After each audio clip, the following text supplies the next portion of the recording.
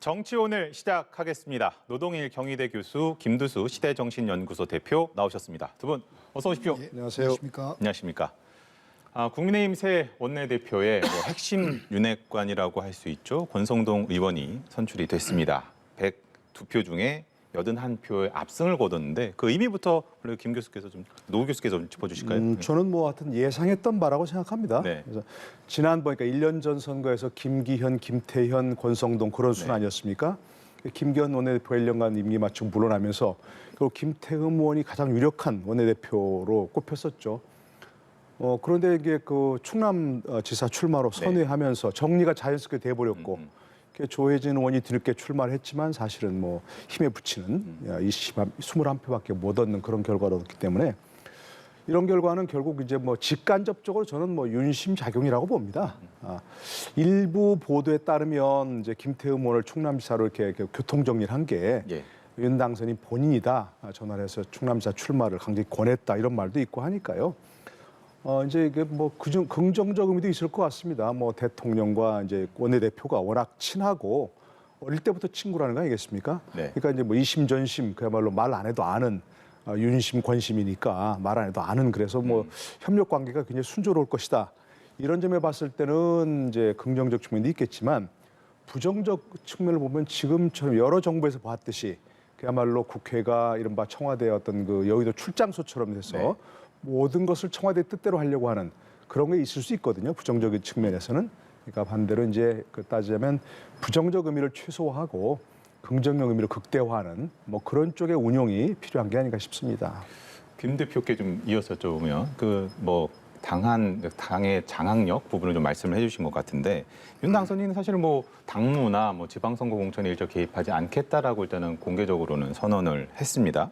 근데 이제 아무래도 이번 공천에서도 윤심이 좀 작용할 수 있지 않겠냐 이런 전망도 조심스럽게 나오는 것 같아요. 네, 아무래도 지금 흘러가는 모양을 보면 대변인을 맡은 김은혜 의원이 나온다든가 이런 행태를 띠고 있는데요. 권성동 지금 이제 신임 원내대표는 개인 캐릭터가 워낙 강하고 지난번 이 당선인과 청와대의 관계에서 MB 사면 문제 때 발언이라든지 또 윤핵관의 본인 스스로 또 유세를 하면서 한다든가 이런 식으로 개인 캐릭터 워낙 강해서 이것에 대한 좀 리스크 관리가 좀 필요한 것 같습니다. 일단 지금 현재 여당, 그러니까 앞으로 이제 야당 될 곳에서 이제 이 권성동 원내대표에 대해서 굉장히 경계심을 가질 거고요. 또 이게 권성동 대표가 이 소수 여당이 뭔가를 강하게 뭘 하겠다고 그러면 충돌이 일어날 수밖에 없습니다. 그러니까 협치라는 것이 기본적으로 대화의 정치인데 대화의 정치를 통해서 여야가 서로 어떤 그 국정을 같이 의논해야 되는데요. 특히나 이제 국회 선진화법은 5분의 3이라고 하는 이 것을 확보하지 않으면 의안을 통과시킬 수가 없습니다. 그래서 이 의안 문제에 기본적으로 통과를 하려면 현재 여당이 야당으로 바뀐 그 야당으로부터 협조를 받아야 되는데 그런 부분에 과연 이제 적격의 어떤 캐릭터를 가지고 있느냐 이 부분에 조금 이제 걱정이 됩니다. 협치에서 이제 우려 부분을 말씀을 해주셨는데 사실 초대 내각 인사청문회가 이제 줄줄이 이어질 거란 말이죠. 거기에다 2차 추경 있죠. 또 정부 조직 개편도 설득을 해야 될 거고 만만치 않은 숙제들이 있단 말이죠. 이게 협치인데 또 강한 또 여당을 또 내세우고 있기 때문에 잘 되겠습니까? 우리가 이제 강한 여당 그러면 뭔가 이제 밀어붙이는 힘으로 목표를 관철하는 이런 여당을 생각하지 않습니까? 근데 지금 그렇게 될 수가 없죠 현재로서 워낙 소수 여당이고 현실적으로 불가능하고요. 그러니까 저는 강한 여당 그러면 유능한 여당이라고 정의하고 싶습니다.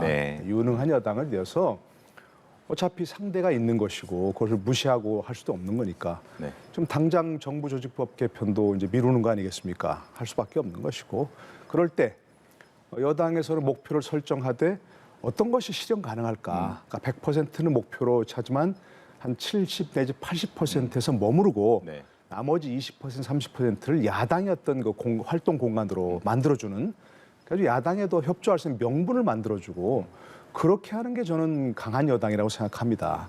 아무리 또 설사 지금 이제 다수 여당이 됐다 하더라도 그걸 밀어붙이면 결국 역풍을 맞게 됩니다. 지금 현재 문재인 정부와 더불어민주당 정부가 바로 그런 현실을 보여주지 않습니까? 그러니까 저는 기본적으로 정치적으로 유능한 여당, 이 강한 여당이다 이렇게 정의를 하고 싶습니다.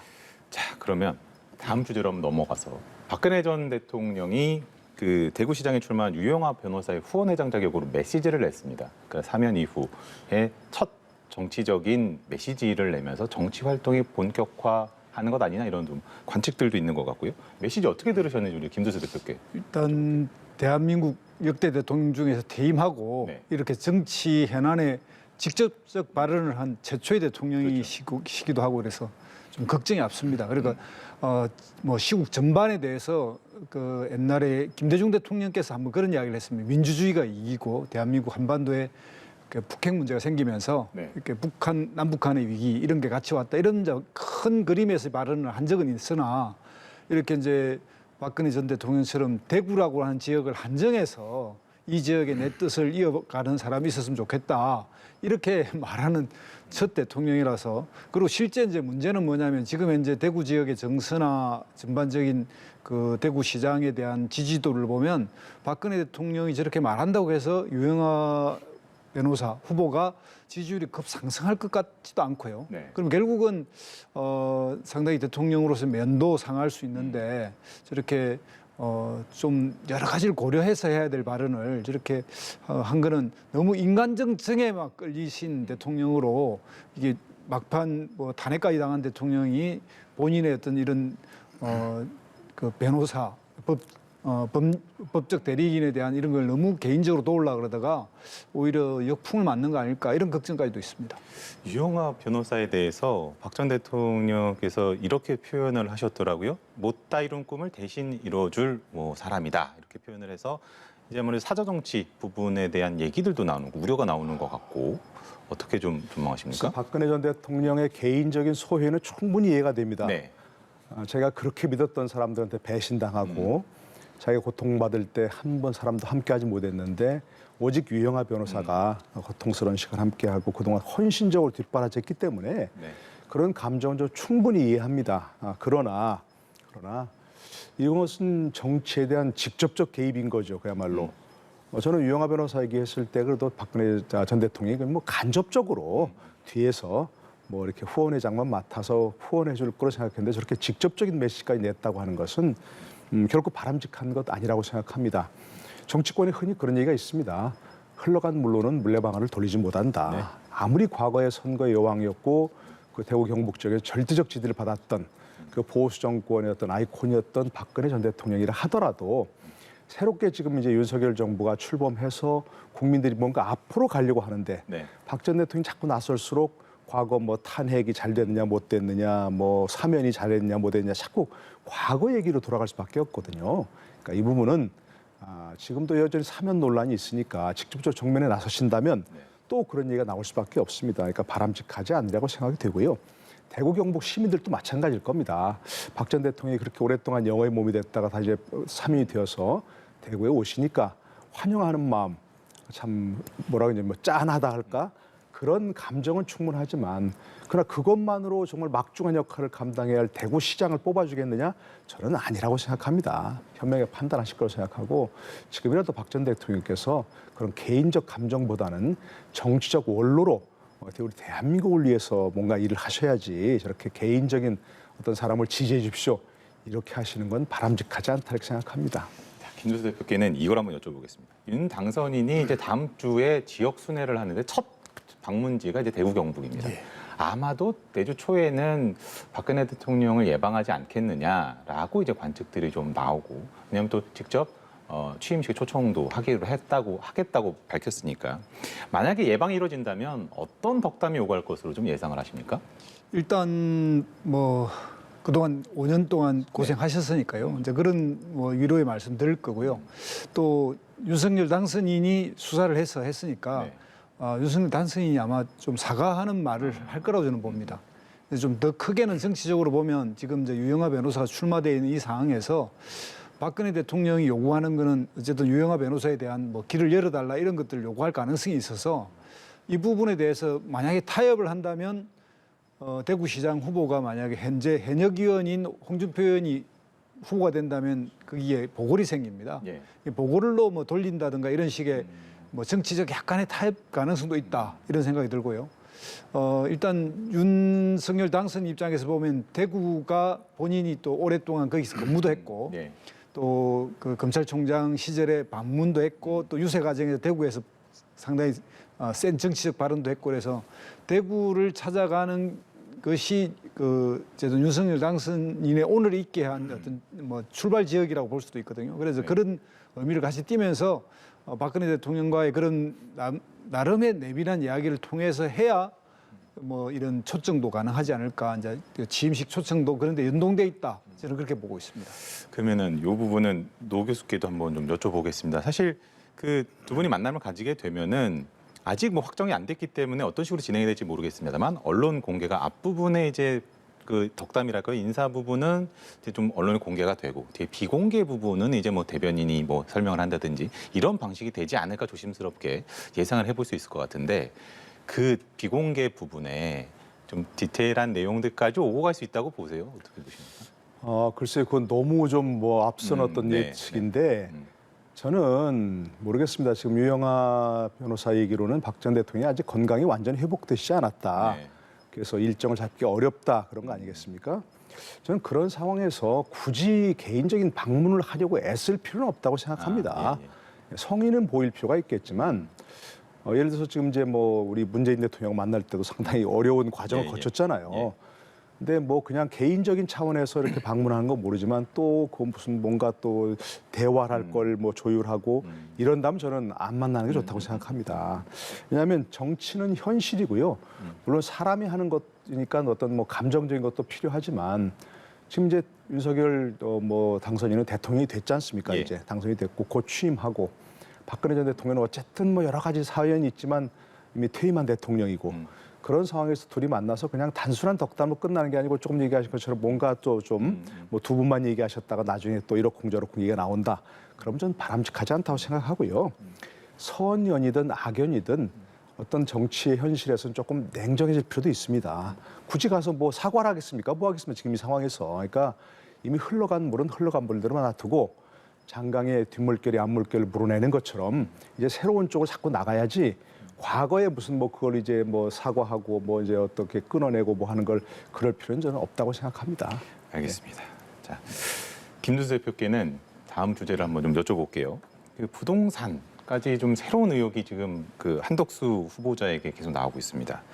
자택과 관련된 이해 충돌 의혹도 있으면서 뭐 한덕수 후보자 측에서는 이제 뭐 인사청문회 때 소상하게 잘 설명을 드리고 해명을 하겠다라고 말을 했는데 민주당에서는 이제 낙마 가능성이 높다고 좀 보고 있는 것 같아요. 어떻게 좀 전망하세요? 점점 이게 처음에는 뭐 가장 원만한 총리 후보라고 인정됐는데 제일 먼저 이제 떠오른 게 김현장에서의 이제 고문료 18억 2017년 이후에 이게 이제 쟁점이 됐는데 가장 최근에는 이제 ATM이라고 하는 AT&T라고 하는 미국 통신 회사죠. 여기에 이제 통신 회사가 89년부터 99년간 10년간 한덕수 전 총리의 집을 임차했었다는 거 아니겠습니까? 이제 그런데 이 과정에서 당시 이제 통신시장 개방이 있었고요. 그래서 이제 통신시장 개방에 김영삼 정부 때부터 이렇게 또 거기에 상공부 국장을 했고 또 청와대에 그런 또 담당 비서도 하고 그래 놓으니까 이 연관된 특혜 의혹이 있을 가능성이 있다. 이제 본인은 이제 부인하지만 이게 우연히 일치냐. 그리고 상당한 액수의 이런 이 월세를 받은 것 이런 것 연결돼 있고 여기에 또 다른 외국계 회사도 또 임차했다 그럽니다. 그래서 이게 이제 집이 계속 임차를 이렇게 10년 단위로 한 모양인데요.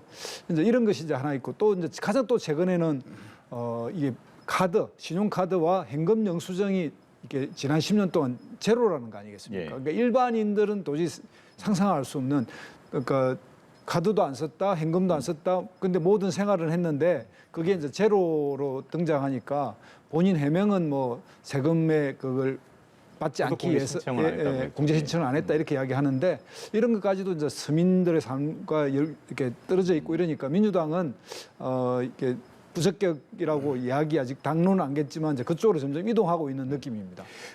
노 교수께는 요걸 한번 좀 여쭤보고 싶은데 김앤장 고문이 역할이 좀 궁금합니다. 보통 어떤 일을 하길래 몇 억씩 받는지 이것이 과연 국민의 눈높이에 맞느냐 안 맞느냐는 어떤 역할을 하느냐에 따라 달라질 것 같거든요.